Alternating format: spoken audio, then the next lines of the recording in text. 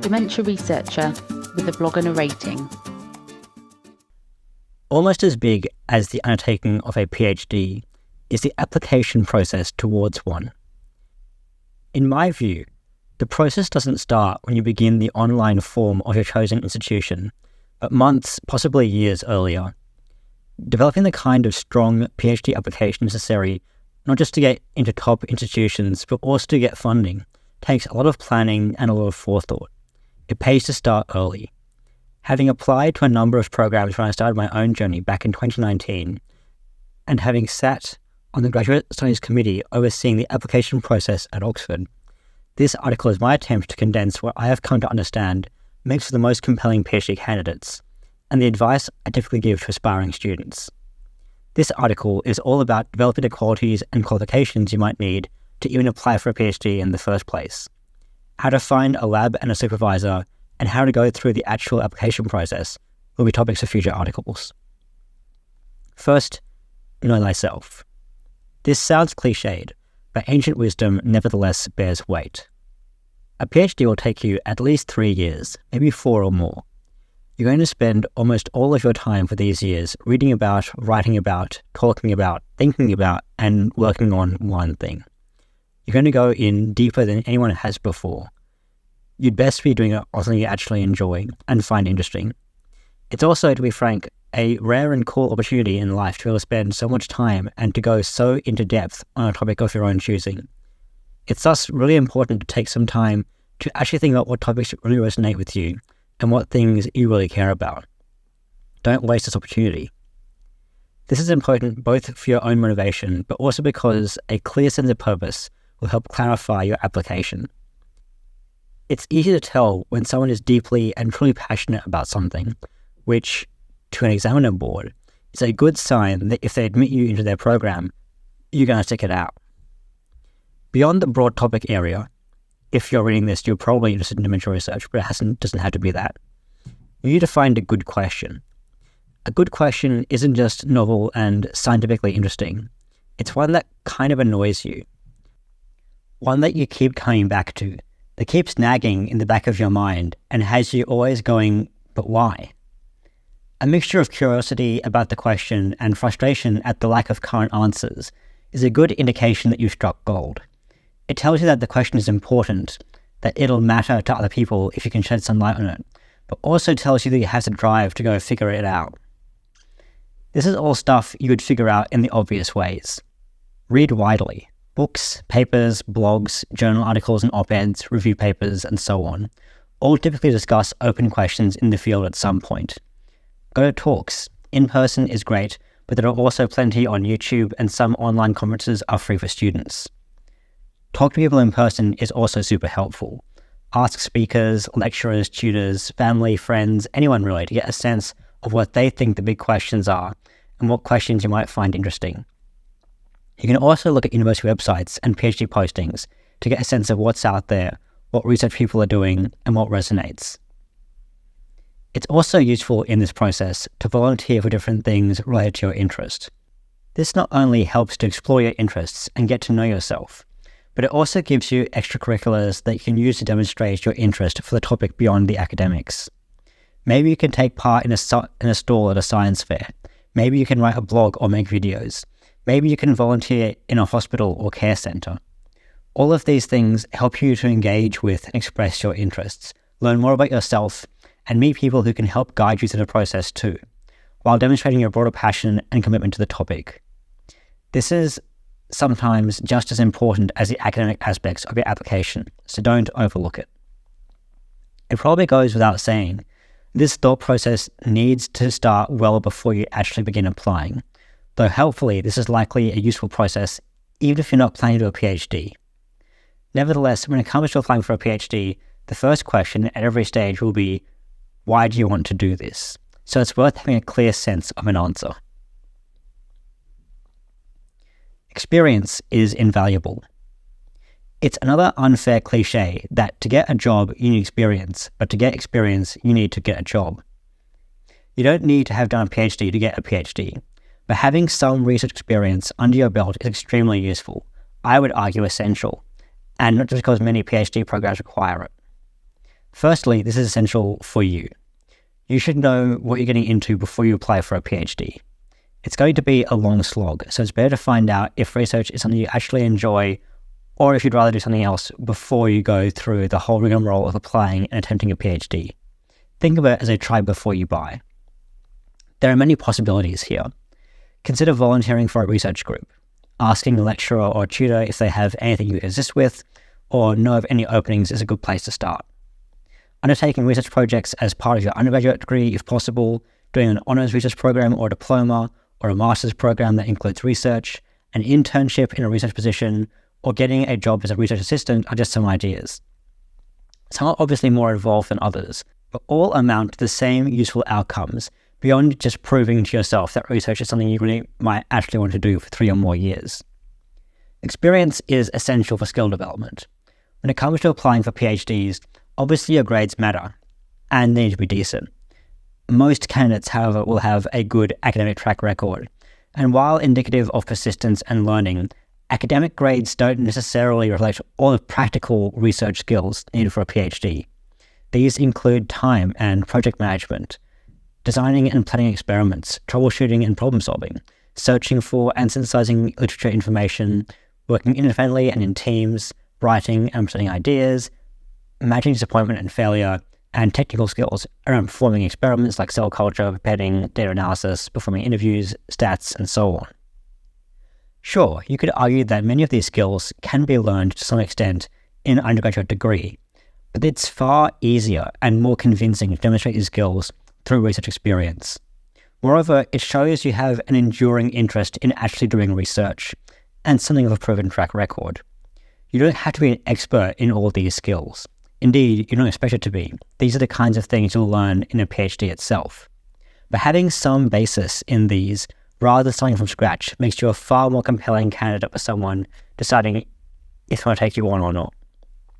I suspect that if you had a spottier academic track record, having a strong set of research experiences you could attest to could make up for this and would account for far more. Hands-on experience will also help give you a better understanding of what techniques you enjoy, what you want to learn more about, and what gaps exist in the research, what models need to be developed to better answer questions, what direction the field is heading in, and what topics are of interest.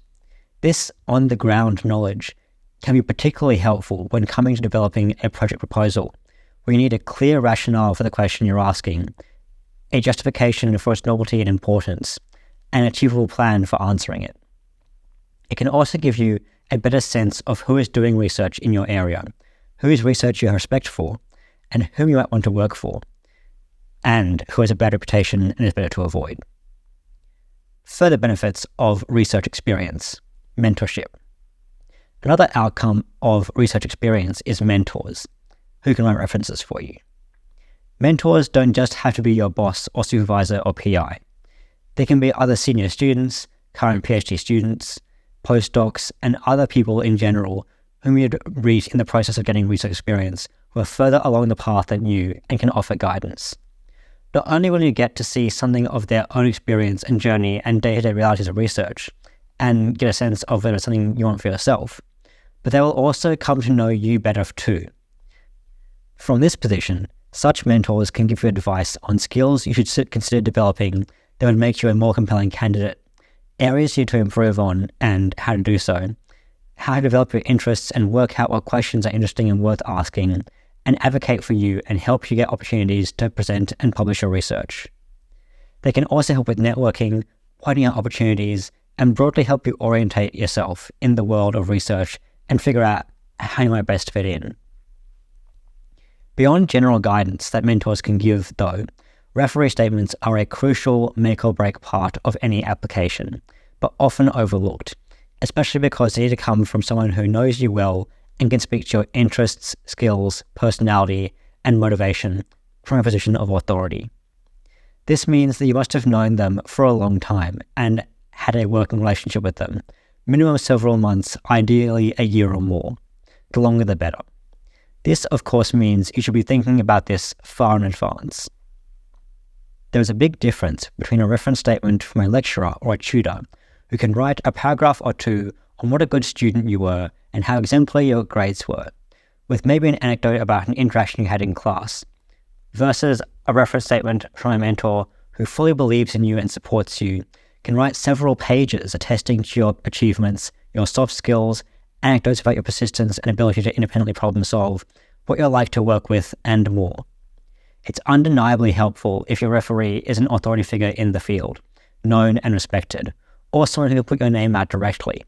However, it's vastly more important that they know you. What you're like to work with as a person is one of the most important soft factors that a supervisor in the future will want to know about you, and it's one of the hardest things to read into in a CV or application letter. Will you be a good fit for the research group? The reference statement is an important way of demonstrating this. Bonus benefits of research experience. Beyond exposure to the research environment, development of practical skills and mentorship, spending some time getting research experience can bring more benefits that help to round out a strong PhD application. Notably, these are embellishments such as presentations, prizes, or papers, which are not essential, but nonetheless extremely helpful and help you stand out among candidates, especially in competitions for funding. Giving a talk as a junior researcher will be cool but unusual, though even being able to attest to giving presentations of your work at lab meetings will be a useful experience.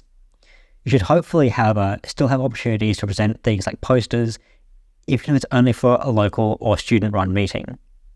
Getting your name on a paper, especially as a first author, is substantially more effort and means you need to have made significant and/or original contributions to the work, which, if nothing else, takes time. Given this, having publications as part of your application, while not essential, is looked upon extremely highly, and again speaks to a track record of achievements and competence in research that can be expected to continue as part of a PhD. Prizes are, of course, hard to come across by design, but giving yourself as many opportunities to win awards, be they academic awards, scholarships, research prizes, awards for best poster or image, or talk at a meeting, or essay prizes, by putting yourself into the running for them, can yield valuable experience and a track record that is a testament in itself. Other elements of the academic lifestyle, such as successful grant applications or teaching experience, are also nice to have in demonstrating broad interest, career aspirations, and a record of success. These aspects of an application are not all essential. Many people get onto PhD programs without having publications, and few would have significant prizes. However, without any of these embellishments to round out an application and make it stand out, it may be hard to get into the more competitive programs and may be hard to win funding. The point of this article has been to try and discuss things you should consider thinking about and doing well before getting to the stage of actually applying for a PhD. A typical application will involve a personal statement, a research proposal, and a CV, along with referee statements and interviews, should you reach that stage. In all these aspects, especially when applying for competitive places or funding schemes, it's useful that you have the following. 1. A clear sense of who you are and why you want to do this project, or a project on this topic. 2. A good academic track record, as well as a good research track record, with examples of you developing both academic knowledge and practical research skills, and examples of your broad interest in and passion for science broadly, if not the topic you've chosen. 3. Mentors who can help advise you through this process, guide your career thoughts, and write a compelling reference statement for you. 4. CV embellishments such as prizes or publications that demonstrate outstanding achievements and competence. Are all these essential? No, but they are all useful for demonstrating that you have what it takes to do a PhD, and maybe more important depending on where you're applying, especially if you want funding. You shouldn't have to have done a PhD to be able to successfully apply for a PhD, but nonetheless, assessing boards and funding bodies are looking for candidates who will have the highest chance of success and the most potential. This means showing them that you have the passion and motivation to carry out the work and the skills and experience necessary to achieve it. The groundwork for being able to do this successfully all happens in the years before you apply. All that achieved, the next question is how to find and select a group and a supervisor to do a PhD with. More on that next time. Thank you for listening. Join the Dementia Research bloggers and share your own views.